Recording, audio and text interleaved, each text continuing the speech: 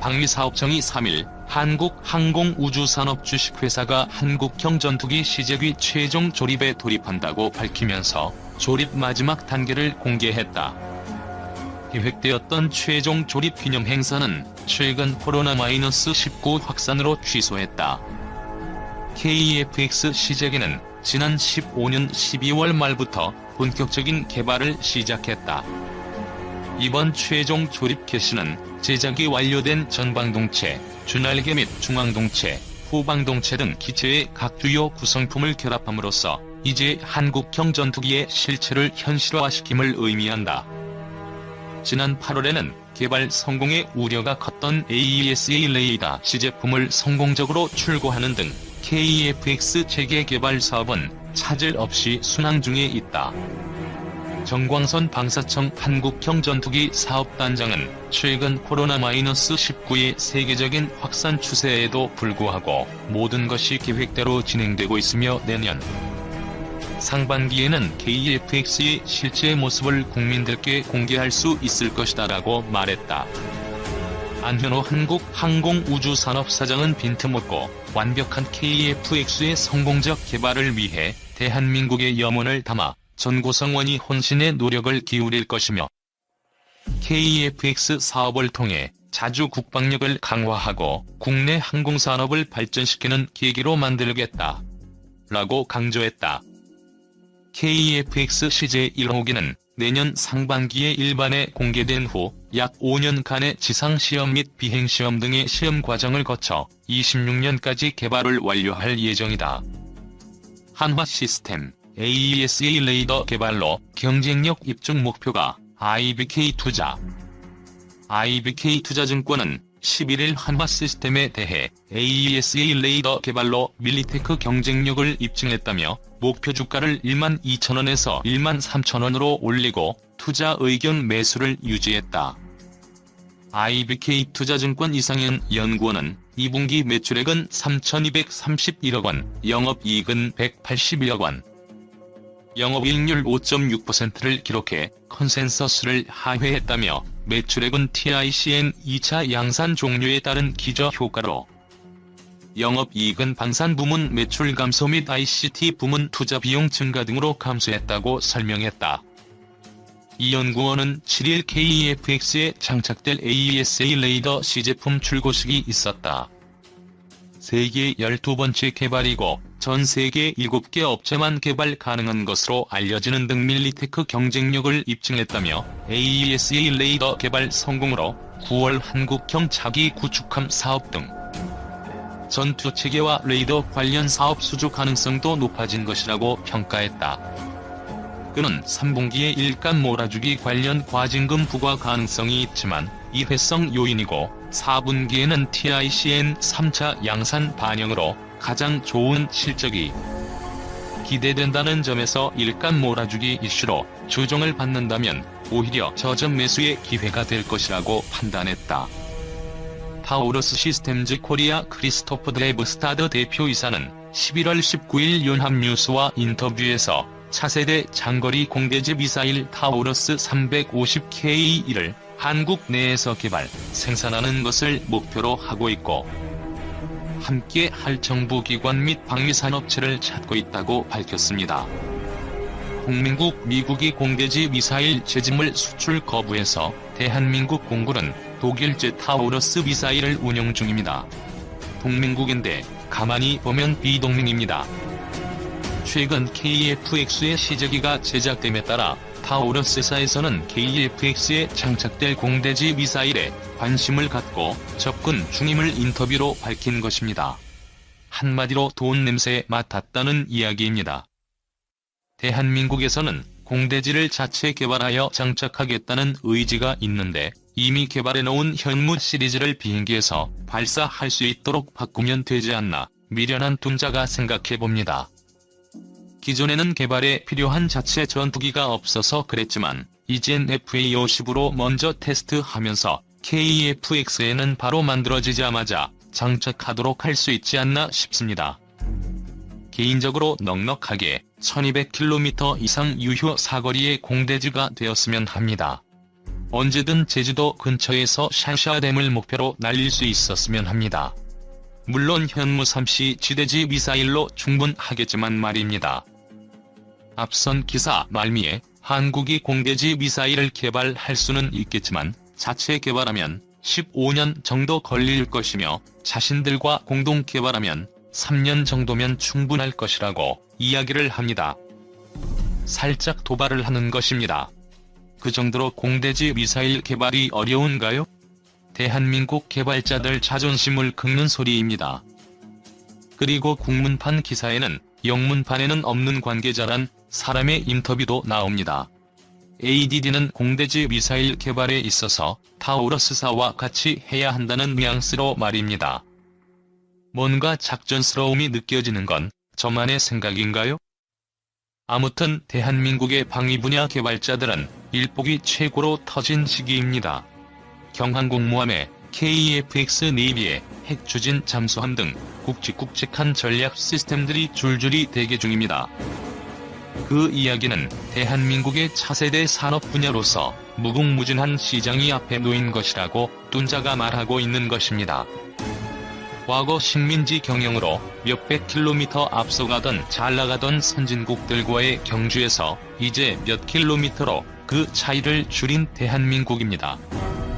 단순한 국뽕으로서가 아닌 실질적 산업 분야의 발굴과 국방력 강화의 일석이조를 목표로 말입니다.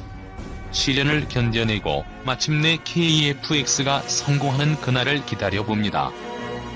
그때까지 이권의 눈이 멀어 흔들어대려는 로비스트나 국방사대주의자들로부터 지켜주어야 합니다.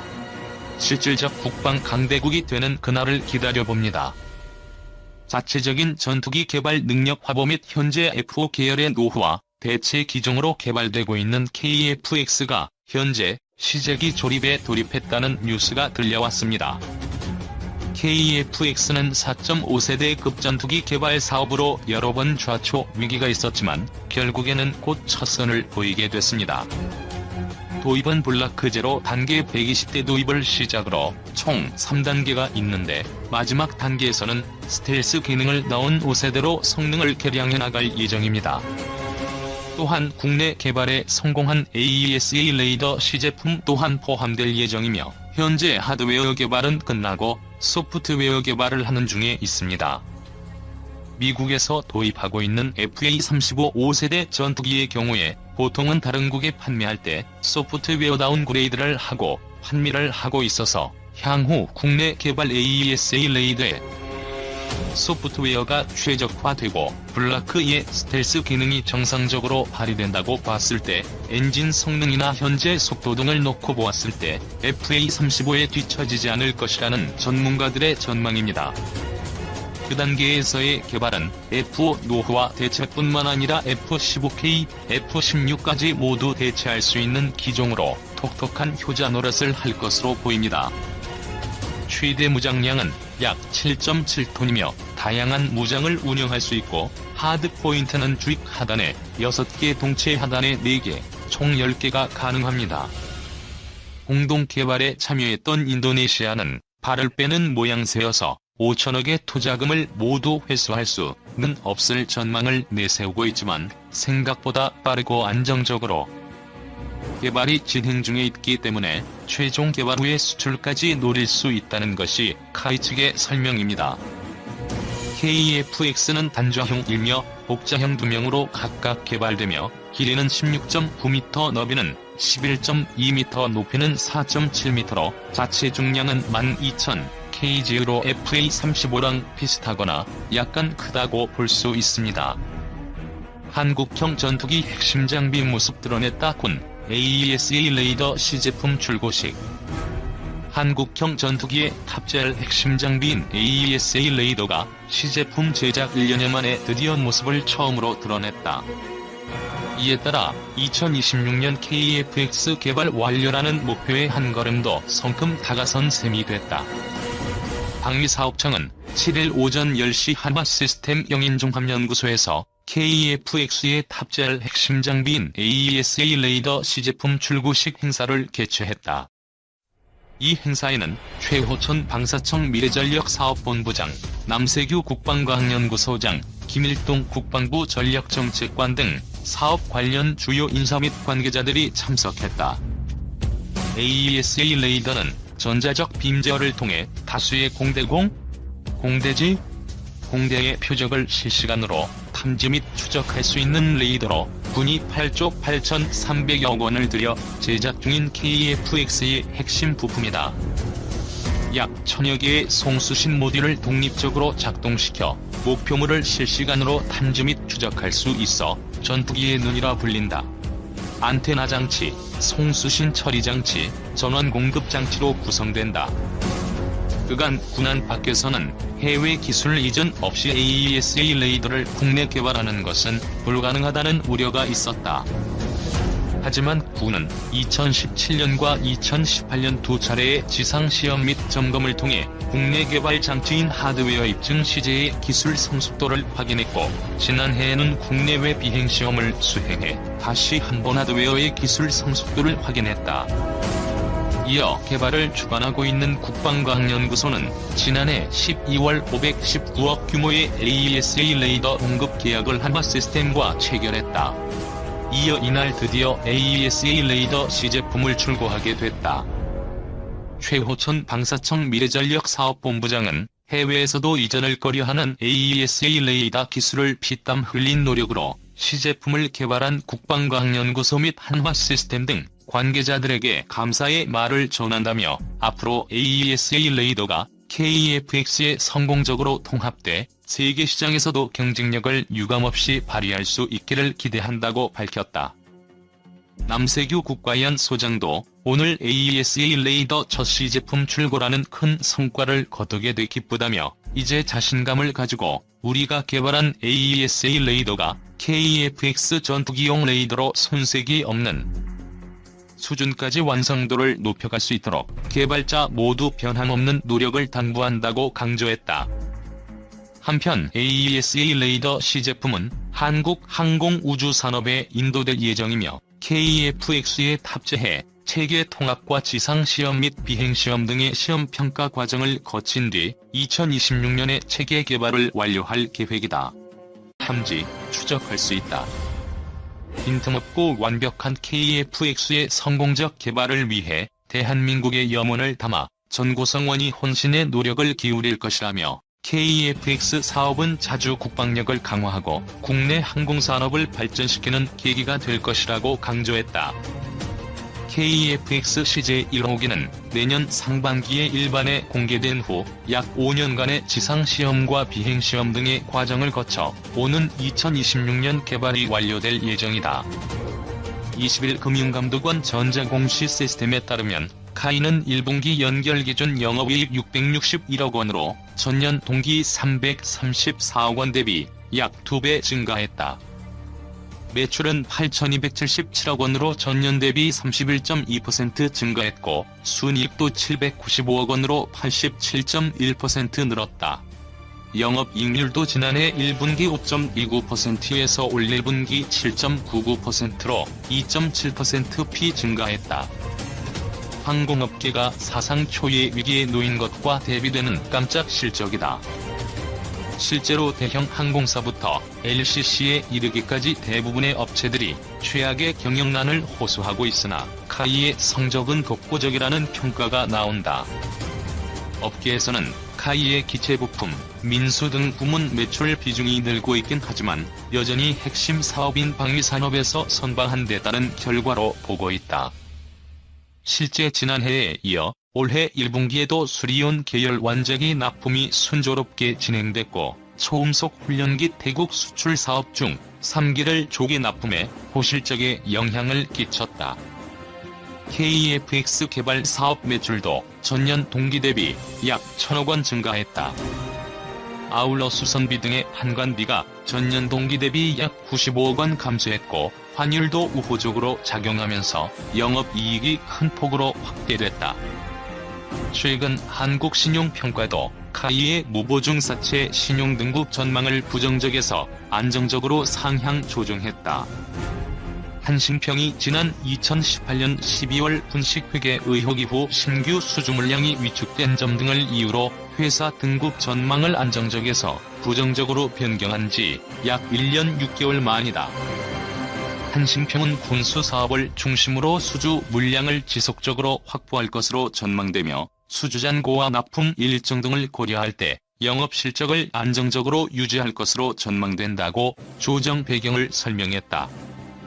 카이는 2018년과 2019년을 지나면서 실적을 대부분 회복해 경영 정상화를 이뤄냈다는 평가를 받는다. 특히 지난해에는 연결 기준으로 매출 3조 1,100여 원, 영업이익 2,756억 원을 기록해 사상 최대 실적을 냈던 2016년 매출을 넘어서기도 했다. 수주 잔고도 나쁘지 않다. 2013년 수리온 2차 FA50 양산, T50 이라크 수출에 이어 2015년 KFX 등 대규모 수주에 성공하면서 2015에서 2018년에는 약 18조 원 내외의 수주 잔고를 유지해왔다. 2017년 방산비리와 분식회계 의혹 관련 검찰 수사 이후 수주 활동이 크게 위축되긴 했지만 민수사업 수주가 크게 늘어나며 2017년 1조 9천억 원이던 신규 수주는 2018년 2조 9천억 원까지 늘어났다. 다만 지난해의 경우 완제기 수출 사업의 수주 부진이 이어진 가운데 주요 양산 사업의 발주가 연기됨에 따라 신규 수주는 약 1조 3천억 원 수준에 그쳤다. 그럼에도 불구하고 2020년 3월 말 기준으로 매출의 약 4.8배인 15조 9천억 원의 풍부한 수주 잔고를 확보하고 있다.